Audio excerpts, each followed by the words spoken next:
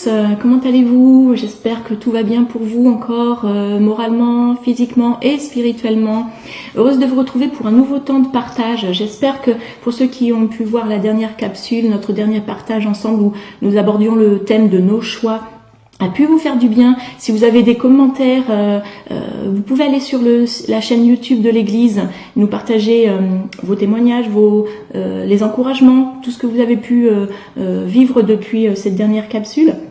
Voilà, aujourd'hui, je voudrais vous partager un thème qui me tient à cœur aussi, à partir d'un verset que j'ai lu il y a quelques années qui a percuté mon cœur. C'est dans le livre du Cantique des Cantiques. C'est vrai que c'est un livre que nous n'avons pas souvent l'occasion de lire, d'étudier, et pourtant il nous parle de l'amour. Et derrière tout ce thème, c'est vraiment l'amour de Dieu pour l'Église, l'amour de Dieu pour son peuple. Et au chapitre 4, verset 11 de ce livre du Cantique des Cantiques, il nous est dit « Tes lèvres distillent le miel, ma fiancée. Il y a sous ta langue du miel et du lait. » Et ça m'a amené vraiment à me poser cette question en lisant ce verset. Qu'y a-t-il sous ma langue? Il y a sous la langue de cette fiancée du miel et du lait. Quand il nous est dit « tes lèvres distillent le miel », ça m'a amené aussi à aller chercher la définition de ce verbe « distiller » parce qu'effectivement, c'est pas un verbe qu'on a beaucoup l'habitude d'employer. Souvent, mes enfants se moquent de moi parce que des fois, j'utilise des mots qui ne sont pas souvent utilisés, alors ils me charrient un peu avec ça. Donc, on va aller chercher ensemble la définition. Distiller, qui veut dire sécréter, produire une substance. Il y a une deuxième définition qui est très intéressante, écoutez bien, c'est dégager une impression, exprimer un sentiment, une pensée. Et c'est cette définition que j'aimerais qu'on retienne ensemble parce que je trouve qu'elle est importante, elle nous montre à quel point les paroles que l'on prononce peuvent avoir une importance capitale sur nous-mêmes, mais aussi et principalement sur tous ceux qui nous entourent. Donc, qu'y a-t-il sous ma langue ? Dans ce verset, cette fiancée donc distille du miel, il y a sous sa langue du miel et du lait. Les caractéristiques du miel et du lait sont aussi intéressantes. Le miel remplace le sucre et il est un symbole de douceur, alors que le lait, lui, manque de sucre, mais il est nourrissant. Et au travers de ces caractéristiques, de ces deux aliments qui sont finalement complémentaires, le miel qui symbolise la douceur et le lait qui symbolise quelque chose de nourrissant. Est-ce que sous ma langue, il y a des choses douces et nourrissantes pour ceux qui nous entourent dans ce que je vais prononcer? Et cette première question de qu'y a-t-il sous ma langue m'a mené à la deuxième question. Qu'y a-t-il dans mon cœur? De quoi mon cœur est-il rempli? Parce que ce verset de Matthieu 12, 34 nous dit « Ce qu'on dit vient de ce qui remplit le cœur. » Donc finalement, ce qu'il y a sous ma langue, ce que mes lèvres vont distiller, eh bien, proviennent de ce qu'il y a dans mon cœur. Et je voudrais qu'on prenne le temps de s'arrêter aujourd'hui ensemble pour considérer qu'est-ce qu'il y a dans mon cœur. Je me suis posé cette question avant de vous le partager avec vous et c'est quelque chose que je me pose, une question que je me pose régulièrement parce que je pense qu'il est important de régulièrement savoir se remettre en question, remettre les choses, se placer devant Dieu et lui dire Seigneur, viens sonder mon cœur pour que tout ce qui n'est pas à ta gloire, eh bien tu continues Seigneur de façonner et d'émonder Seigneur tout ce qui pourrait empêcher ton œuvre d'être accomplie en moi. Donc de quoi mon cœur est-il rempli aujourd'hui? Est-ce que ton cœur est rempli de tristesse, de rancœur, d'amertume, de désir malsain, de jalousie, d'envie? Et puis tu peux ajouter d'autres choses à la liste. Ou est-il rempli de paix, d'amour, de bienveillance? Parce que pour que mes paroles aient une bonne saveur, il faut que mon cœur soit rempli de bonnes choses, soit rempli finalement de Jésus.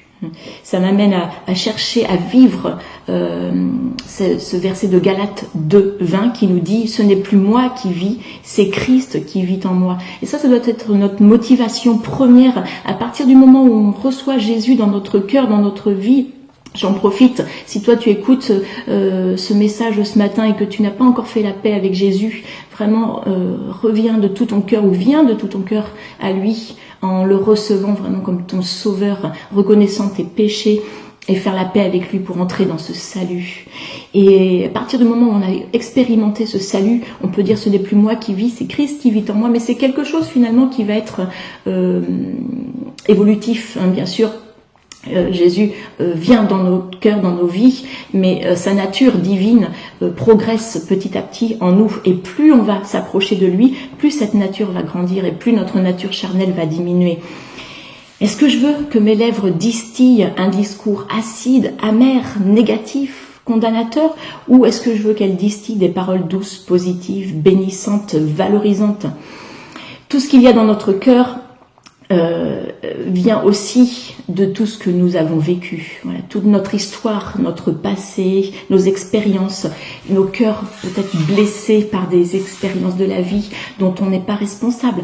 On peut être victime aussi de blessures qui nous ont amenés à de la tristesse, à une tristesse permanente. Peut-être aujourd'hui es-tu dans un état de dépression parce qu'il y a une tristesse qui s'est accumulée à cause d'événements que tu as subis dans ton passé mais dont tu n'es pas responsable. Mais ce que je veux aujourd'hui te dire, c'est t'encourager en disant que rien n'est définitif. Si tu décides aujourd'hui de confier ton cœur à Jésus, lui va pouvoir par son esprit commencer à œuvrer en toi. Alors il y a peut-être des tristesses, tu vas me dire mais ça fait trop d'années que c'est là en moi, que ça remplit mon cœur et ça m'amène à des pensées tellement négatives dont je n'arrive pas à être guérie, à être délivrée, et du coup mes paroles sous la langue, ce qu'il y a sous ma langue, c'est que des paroles de tristesse, de découragement, d'abattement, des paroles négative, et je voudrais que cela cesse, mais je n'y arrive pas. La bonne nouvelle aujourd'hui, c'est que Dieu est capable de faire cette œuvre. Ne cherche pas avec tes propres forces, parce qu'effectivement tu n'y arriveras pas, mais avec la puissance du Saint-Esprit, juste le confesser. Et ça ne se fera peut-être pas du jour au lendemain, mais Dieu va commencer à œuvrer en toi. Approche-toi de lui pour le laisser œuvrer par son Saint-Esprit. En recherchant aussi sa parole, viens le plus possible méditer sa parole, parce que si tu nourris ton âme, si tu nourris ton cœur de bonnes choses, alors là, il va pouvoir aussi faire cette œuvre-là. Peut-être cette amertume, cette rancœur parce que tu n'as pas pardonné depuis plusieurs années et qui t'amène à des paroles dures, à des paroles tranchantes, peut-être envers les personnes qui t'ont fait du mal, mais finalement, comme c'est dans ton cœur, ces pensées, ces sentiments, eh bien, tu exprimes aussi des paroles blessantes, dévalorisantes envers tous ceux qui t'entourent, et même peut-être envers toi-même aussi, parce que il y a des paroles que l'on peut prononcer qui vont être contre nous-mêmes et qui vont nous détruire plutôt que de nous faire du bien. La langue, le pouvoir, la mort et la vie sont au pouvoir de la langue, voilà, dans le proverbe, comme je l'ai cité, proverbe 18, 21. Eh bien que ce soit la vie qui soit au pouvoir de la langue aujourd'hui, envers toi-même, envers tous ceux qui t'entourent.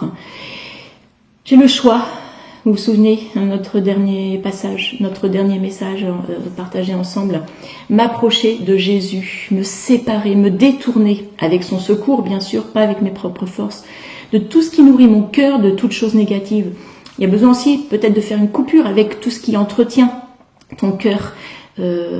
Peut-être es-tu lié par la pornographie, tu n'arrives pas à t'en détacher. Confesse-le à Jésus, simplement, il n'est pas là pour te juger, il est là avec cette main tendue pour te délivrer.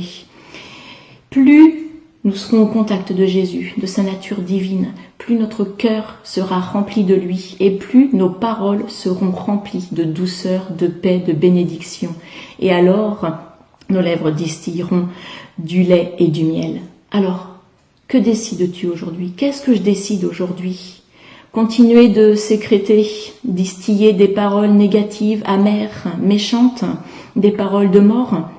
Ou est-ce qu'au contraire, je décide de me rapprocher de Dieu, de laisser sa parole nourrissante remplir mon cœur afin de m'épanouir en lui, en distillant des paroles qui vont refléter sa gloire et qui vont bénir mon âme, qui vont bénir tous ceux qui m'entourent, à commencer par ma famille, par mon cercle familial, et qui réjouiront le cœur de Dieu. Voilà ce que je voulais partager aujourd'hui avec vous. J'espère que ces moments vont faire du bien à votre cœur. Je prie pour que Dieu puisse agir en vous et que ces paroles soient des paroles de vie. Soyez bénis, continuez de prendre soin de vous et je vous dis à très bientôt. Au revoir.